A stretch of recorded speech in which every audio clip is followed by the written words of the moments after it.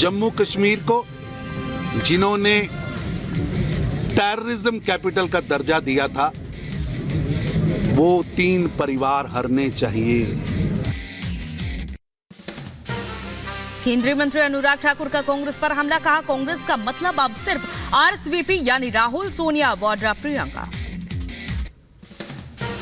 आम आदमी पार्टी के सामूहिक उपवास पर बीजेपी का हमला, बोली शाजिया इल्मी, देश के इतिहास में पहली बार भ्रष्टाचार को बढ़ावा देने के लिए हो रहा है सामूहिक उपवास।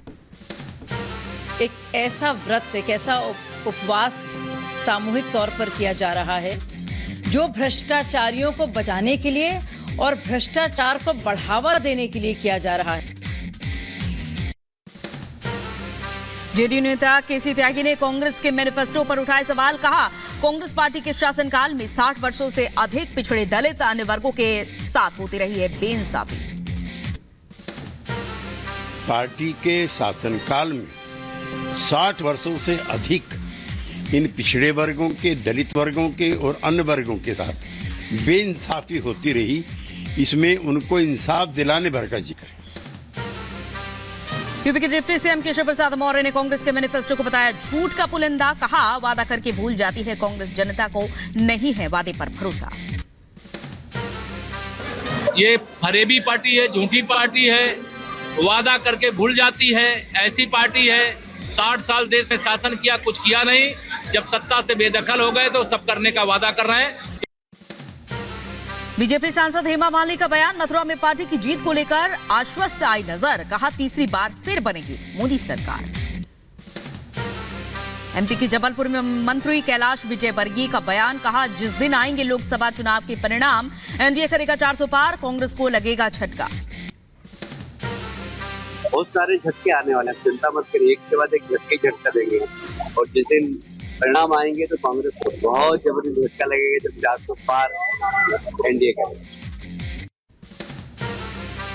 पश्चिम बंगाल के पूर्व मेदिनीपुर के भूपति नगर में विस्फोट के मामले में एनआईए ने टीएमसी नेता को गिरफ्तार किया। गिरफ्तारी के बाद करवाया गया मेडिकल। पूर्व मेदिनीपुर में एनआईए की टीम पर हुए हमले को लेकर बोले राज्यपाल सीवी बोस ने कहा आरोपियों के खिलाफ की जाएगी कड़ी कार्रवाई, जांच एजेंसी को डराने धमकाने की प्रवृत्ति निंदनीय है। बंगाल में एनआईए टीम पर हुए हमले पर बोले केंद्रीय मंत्री शांतनु ठाकुर, का लोकतंत्र में असंतुलन पैदा करने के लिए राज्य सरकार करवा रही हमले, चुनाव आयोग से अनुरोध, रखे इस पर नजर। ये लोगों के ऊपर आक्रमण का मतलब है यहाँ का डेमोक्रेसी का संतुलन विकलांग हो गया है। दिल्ली और हरियाणा में बच्चा चोरी के गिरोह का सीबीआई ने भंडाफोड़ किया। गिरोह के 7 सदस्यों को सीबीआई ने गिरफ्तार किया। सीबीआई की टीम ने गिरोह के पास से 2 बच्चों को बचाया। 7 जगहों पर टीम ने छापेमारी कर बच्चों को बचाया। गिरफ्तार आरोपी सोशल मीडिया के जरिए बच्चों के गोद लेने की करते थे संपर्क। बच्चों की तस्करी मामले में कोर्ट ने आरोपियों को 4 दिन की सीबीआई रिमांड पर भेजा। अब मामले को लेकर सीबीआई आरोपियों से कर रही है पूछताछ। बच्चा चोर गिरोह निसंतान दंपतियों से भी करते थे ठगी। 4 से 6 लाख रुपए की बच्चे की लगाते थे कीमत। आरोपियों से 5 लाख से ज्यादा कैश और कई दस्तावेज बरामद हुए। दिल्ली चाइल्ड ट्रैफिकिंग मामले में सीबीआई ने कई लोकेशन पर मारी छापी। सिंडिकेट की गिरफ्तार एक्टिव मेंबर इंदू की निशानदेही पर केशवपुर में रेड। बंगलुरु में सांड ने स्कूटी सवार को मारी टक्कर। ट्रक के सामने जा पहुंचा युवक को देखकर ड्राइवर ने ब्रेक लगाया। यूपी के कुशीनगर में ट्रक और ट्रैक्टर में आमने सामने टक्कर हुई। हादसे में ट्रैक्टर ड्राइवर की मौत हुई। ट्रक ड्राइवर छोड़कर ट्रक को भागा। यूपी के बांदा में बाइक ने साइकिल सवार को मारी टक्कर। हादसे में गंभीर रूप से 2 लोग घायल।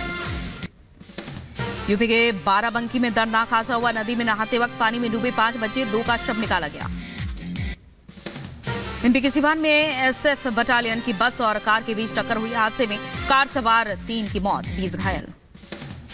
यूपी के आगरा में बर्फ फैक्ट्री में हुआ अमोनिया गैस का रिसाव। कर्मचारियों में मची अफरा-तफरी, आंखों में जलन और सांस लेने में परेशानी हुई। यूपी के रायबरेली में तेज रफ्तार का कहर। बेकाबू कार ने कई गाड़ियों को टक्कर मारी। हादसे में कई लोग घायल हुए। यूपी के ग्रेटर नोएडा में आग से हड़कंप मचा। यथार्थ अस्पताल के पास एक रेस्टोरेंट में आग लगी। फायर ब्रिगेड ने पाया आग पर काबू। एमपी के सागर में मालगाड़ी के इंजन में भीषण आग लगी। कर्मचारियों के होश उड़े। फायर ब्रिगेड ने आग पर काबू पाया। यूपी के बहराइच में 2 घरों में लगी भीषण आग, दोनों घर हुई जलकर राख, लाखों का नुकसान हुआ। यूपी के बदायूं में संदिग्ध परिस्थिति में एक युवक का खेत में शव मिला, भाई ने 2 लोगों के खिलाफ केस दर्ज किया, पुलिस मामले की जांच में जुटी। यूपी के शाहजहांपुर में पुलिस का एक्शन, 2 अभियुक्तों को गिरफ्तार किया गया, करीब 7.5 लाख कीमत के 2 किलो 450 ग्राम अफीम बरामद की गई।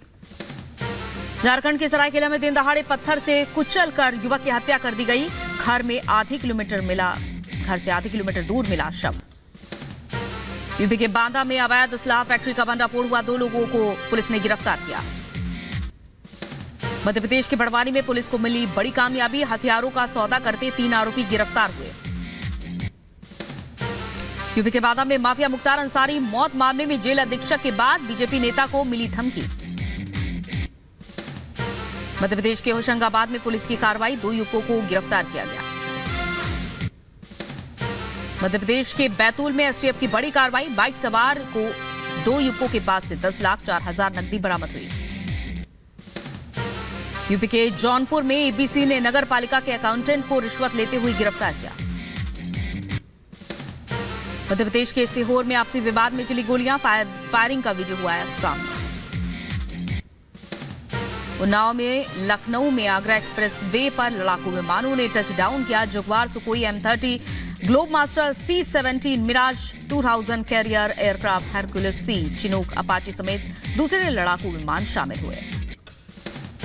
आज एयरफोर्स के लड़ाकू विमानों के रिहर्सल का दूसरा दिन है। रिहर्सल के दौरान आज भी बंद रहेगी आम जनता की एंट्री। केरल के तिरुवनंतपुरम में उल्सावम उत्सव की धूम, यहां पर भक्तों का तांता लगा।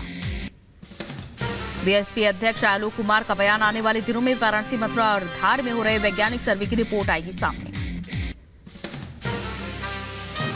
आने वाले दिनों में वाराणसी में, मथुरा में, काशी में ये रिपोर्ट सामने आ जाएगी कि इन तीनों स्थानों का मूल स्वरूप। यूपी के रामपुर में सीआरपीएफ ने शहादत दिवस पर शहीदों को श्रद्धांजलि दी, दांतेवाड़ा में नक्सली हमले में शहीद हुए थे 76 जवान। यूपी के मुजफ्फरनगर में नाराज लोगों का फूटा गुस्सा, 20 सड़क पर हंगामा किया, सड़क दुर्घटना में बच्चे की मौत के बाद भड़की जनता। ऑस्ट्रेलिया के मेलबर्न में बीजेपी के स्थापना दिवस पर लोगों में उत्साह, बीजेपी समर्थकों ने निकाली रैली।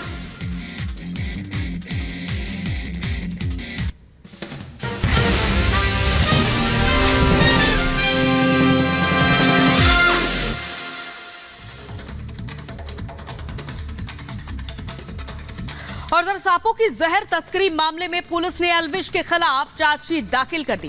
पुलिस ने एल्विश और उसके साथियों पर क्या कुछ आरोप लगाए हैं, देखिए एक रिपोर्ट।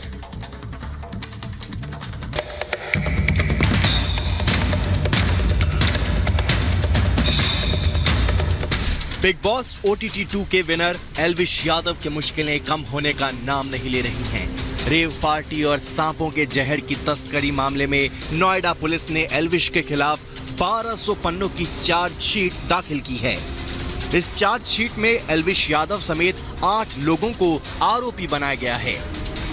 एल्विश और अन्य लोगों के विरुद्ध भारतीय दंड विधान वन्य जीव जंतु अधिनियम के अंतर्गत अभियोग पंजीकृत हुआ था, जिसकी विवेचना सेक्टर 20 के द्वारा की जा रही थी।